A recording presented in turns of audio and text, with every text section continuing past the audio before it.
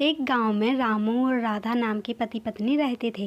रामू एक लकड़हारा था, जंगल से लकड़ियां लाता और अपना घर का खर्च चलाता। उन दोनों की कोई भी औलाद नहीं थी, लेकिन एक गौरी नाम की चिड़िया जिसे वो अपने बच्चे की तरह पालते थे। ए जी जाइए, आप हाथ मुंह धो लीजिए, मैं खाना बना रही हूँ। हाँ हाँ राधा जल्दी बनाओ, बहुत जोरों की भूख लगी है मुझे।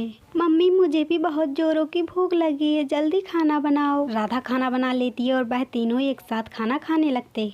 हर रोज की तरह रामू जंगल जाने के लिए तैयार हो जाता है। राधा मैं जंगल जा रहा हूँ लकड़ियाँ लेने के लिए। हाँ जी चले जाइए, आप बहुत दिनों से नहीं गए, घर के लिए भी अब पैसों की जरूरत है। पापा मैं भी आपके साथ, मैं भी आपकी मदद करना चाहती हूँ। नहीं गौरी तुम घर पर रहो और अपनी माँ का ध्यान रखना। ऐसा कह के रामू जंगल के लिए निकल जाता है और लकड़ियाँ काटने लगता है और लकड़ियाँ काट कर घर की ओर लौट रहा होता है। तभी रामू का पैर फिसलता है और वह एक गड्ढे में गिर जाता है। शाम हो जाती है और रामू घर नहीं लौटता है, इसलिए राधा उसके लिए चिंता करने लगती है। गौरी बेटा तेरे बापूजी तो अभी तक नहीं आए। हाँ माँ अब तो अंधेरा भी होने वाला है, मैं देख कर आती हूँ। गौरी उड़ती हुई निकल जाती है रामू को ढूंढने के लिए। गौरी रामू को हर जगह ढूंढती है, लेकिन उसे रामू कहीं नहीं दिखता और अंधेरा भी होने लगा था, जिससे गौरी को कुछ दिख नहीं रहा था, इसलिए वह थक हार कर घर लौट आई। क्या हुआ गौरी, तुझे तेरे बापूजी दिखे? नहीं माँ मैंने हर जगह देख लिया, अंधेरा होने की वजह से मुझे कुछ ज्यादा दिख नहीं रहा था,